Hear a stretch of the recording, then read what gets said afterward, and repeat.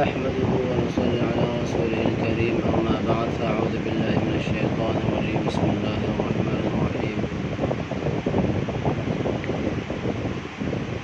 واتبعوا ما تتلو الشياطين على ملك سليمان وما كفر سليمان ولكن الشياطين كفروا يعلمون الناس السحر وما أنزل على الملكين ببابل هاروت وماروت وما يعلمان من أحد حتى يقولا إنما نحن فتنة فلا تكفر.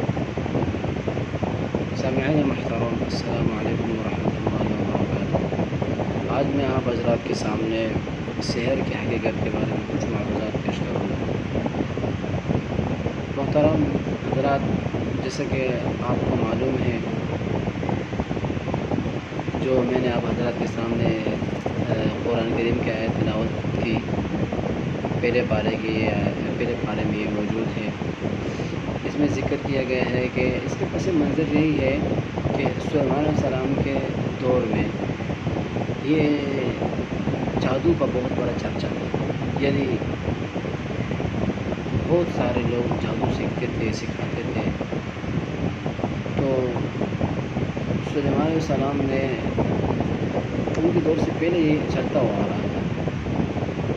تو اللہ تبارک و تعالیٰ نے ان کی آزمائش کے لیے کہ چلو یہ جادو سیکھتے، ان کی آزمائش کے لیے 2 فرشتے بھیجے۔ جو میں نے تلاوت کی اس آیت کے تحت ہی میں نے اس آیت کی بھی تلاوت کی، وما يعلمان من أحد حتى يقولا إنما نحن فتنة فلا تكفر۔ یہ جو وہ سکھاتے تھے ایسی چیزوں کو، اس میں فتنہ ہوتا تھا، لیکن وہ خود کہتے تھے کہ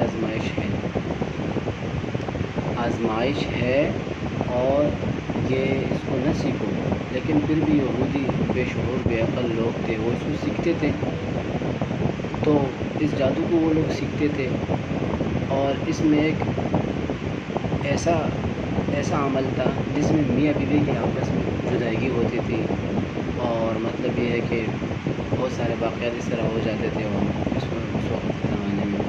تو یہ فرشتے تو ایک آزمائش تھے جو اللہ تبارک و تعالیٰ نے بابل شہر میں اتارے تھے، جن کے نام ہاروت اور ماروت تھے۔ تو اسی وقت سے یہ چلتا ہوا آ رہا ہے یہ جادو کا سلسلہ۔ اب میں اس جادو کی ذرا وضاحت کرنا چاہتا ہوں کہ جادو کیا چیز ہے۔ سحر کا لغوی معنی ہے ایسے اثر کو ظاہر کرنا، ایسا اثر جس کا اثر ایسا اثر ہے سحر جس کا سبب ظاہر نہ ہو۔ مطلب جیسے کہ دوا، اب انسان دوا کھاتا ہے، صحیح ہوتا ہے، ٹھیک ہوتا ہے، اس کی طبیعت صحیح ہو جاتی ہے، لیکن اس کا اثر کا پتہ تو نہیں چلتا۔ اس طریقے سے جنات کا اثر، کسی انسان کے اوپر جنات بیٹھے ہوئے، ٹھیک ہے، اس کا اثر کا اندازہ نہیں لگتا کہ اس کو جھنجھوڑا جاتا ہے، لیکن اثر کا کوئی پتہ ہی نہیں ہوتا کہ کیا مسئلہ ہے۔ اور اسی طریقے سے قوت خیالیہ، خیال میں جو مطلب یہ ہے کہ ایسے خیالات آتے رہتے ہیں کہ سامنے والا نظر آتا ہے کہ بھائی اس کو کچھ ہو چکا ہے، ٹھیک ہے۔ اس طریقے سے، اور اصطلاحاً جادو کہتے ہیں ایسا اثر، عرف عام میں جادو ان چیزوں کو کہا جاتا ہے جن میں جنات کا عمل دخل ہو، شیاطین کا عمل دخل ہو، ٹھیک ہے، جنات کا عمل دخل، شیاطین کا عمل دخل ہو، ان چیزوں میں شیاطین ہوتے ہیں۔ تو یہ اصطلاحی عرف میں جادو سے وہ کہتے ہیں۔ اب ذرا جادو کی اقسام کے بارے میں کچھ وضاحت کرنا چاہتا ہوں، چند چیزوں کو، تاکہ مطلب ان کے بارے میں پتہ چلے۔ ایک قسم جادو کو جو ہے امام راغب اصفہانی نے ذکر کیا ہے اپنی کتاب میں۔ ایک قسم تو جادو کا نظر بندی ہے۔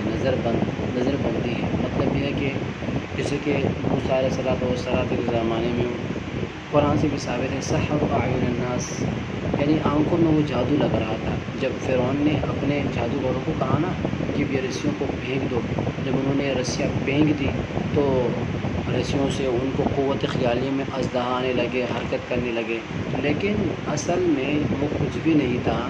موسیٰ علیہ السلام کے قوت خیالیہ کا یہ جو نظام نظر آ رہے تھے نا، یہ صرف قوت خیالیہ سے نظر آ رہے تھے۔ ان کے علاوہ کوئی اور چیز نہیں تھا، کوئی اور مسئلہ نہیں تھا اس میں، کوئی سانپ، کوئی مطلب یہ ہے کہ رسی وغیرہ سے کوئی اسلحہ نہیں بنا تھا، اس کو قوت خیالیہ کہتے ہیں۔ ایک قسم جو جادو کا یہ ہے فالقہ، مطلب یہ کہ آپ قرآن کی آیت کے ہیں سحر اعین الناس، ٹھیک ہے۔